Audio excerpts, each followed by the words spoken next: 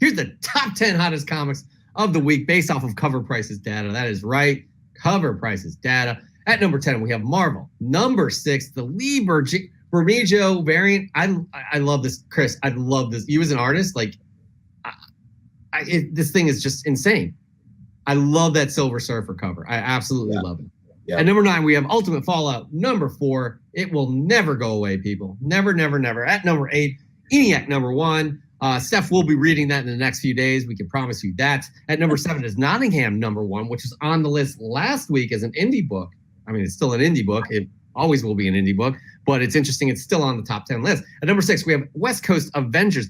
Number 45, we are 3 weeks removed from WandaVision, and this is still on here. That's nice to see. I love John Byrne. At number 5, Captain America. Number 25, Sam Wilson becomes Captain America. I have that variant, as I showed you, that Hasbro variant. At number 6, at number 4, maybe these White Claws are getting to me. At number 4, we have Falcon and the Winter Soldier. Number 1, we all know why that's on here. At number 3, we have Sam Wilson, Captain America. Number 3, it is the first appearance of Joaquin Torres, who is a character in the Falcon and the Winter Soldier. And will he become the new Falcon?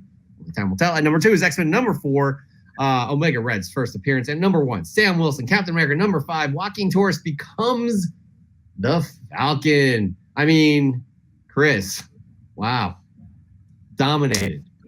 Yep. Well, I want to bring up 2 things first. First off, every time this book's on the list, I got to say something. My dude, Miles, he's still there. Still there. Mm-hmm. That's all I got to say. Yeah. Secondly, this is the second week with no DC. Oh, yeah. Yeah. All right. Okay, but now that that's out of the way, so yeah, again, I'm looking at this list and I said, I can't pick 3. I can't pick 3. What's really interesting, when we have WandaVision going on, we had a lot of WandaVision books. We had a lot of surrounding Scarlet Witch. We had books surrounding Monica Rambeau. And you saw it scattered throughout. But what's really interesting about this is that the top 5 are all Falcon and Winter Soldier. And that's what I want to focus on. Falcon and Winter Soldier dominating this list 5 through 1. Again, you got Sam Wilson becomes Captain America. You got the first pair-up series, Falcon and Winter Soldier number 1 between the two. And who, by the way, watched episode, no spoilers, but I'm just saying, who watched episode 2, and I'm telling you, that dynamic between Sebastian Stan and Anthony Mackie, I'm loving it. 3, the first appearance of Joaquin Torres. We saw Joaquin Torres in the first episode. Now, X-Men 4 is a really interesting one because this is just heavy rumor thinking that Omega Red can pop up in this show. There was a leak that said it's official. We saw like Omega Red on set. That was all rumor. There's no actual fact to that. So take all that with a grain of salt. Number 1, first Joaquin Torres becoming the Falcon. So you have a theme here of all of these books besides X-Men number 4 being things that are absolutely most likely already being set up in this show 2 episodes in. And people, guys, keep in mind too, these numbers, these sales were populated on Monday. Mm-hmm. That was what? Yeah. 3 days. 3 days after episode 1. They didn't have episode 2 yet.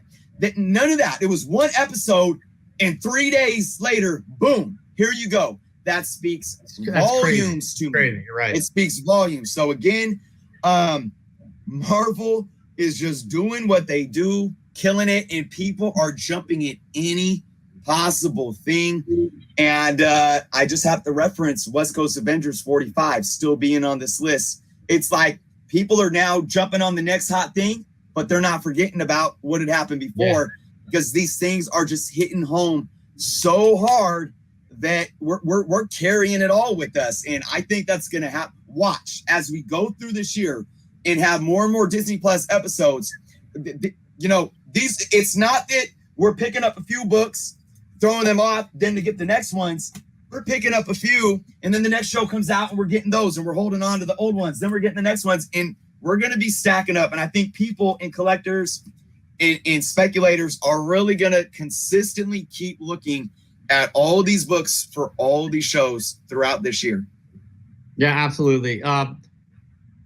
this is an exciting time. It's so much fun to see how these books just get hot out of nowhere because people are like, oh my God. Like the Darkhold, for example, from WandaVision, that was so much fun to watch that happen, right?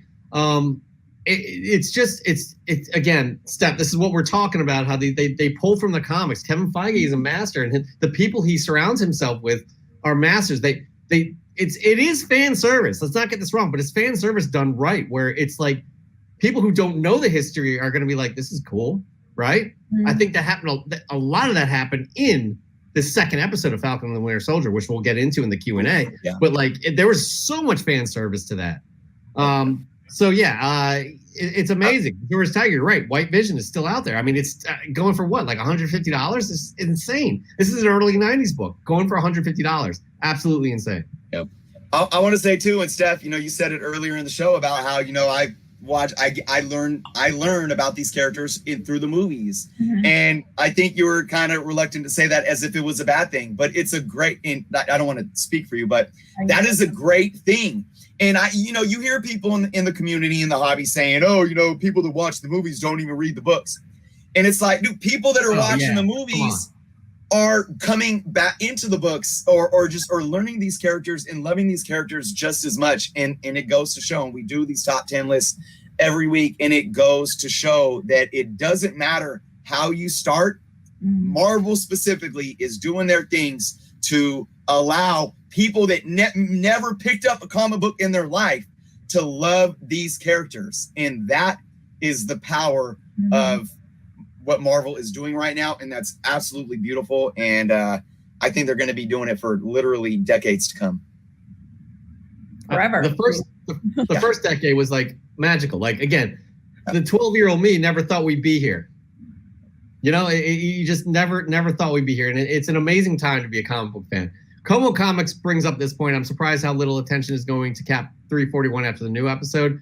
I have this book, and I don't know why I don't know what the connection is there. So Como Comics, if you can elaborate just a little bit more on that. I probably should know that, but I'll throw it out there. I do not know. Anyways, that is our top 10 hottest comics of the week. I mean, dominated by Marvel, guys. Again, this is an exciting time to be a comic book fan about the content coming out. And like my daughter's 5 years old. She's not going to know any different. You know what I mean? She's like, this is great. Great. Another season of this show or another movie here of Captain Marvel. So it's like, and she's becoming a Star Wars fan. So it's amazing seeing this all happen right in front of me. The younger generations, these Marvel movies are their Star Wars. Like, these are the classics that they're going to grow up with, like we had the Star Wars pieces, and this is their variation of that. It's amazing though, because we're entertained just as much as they are.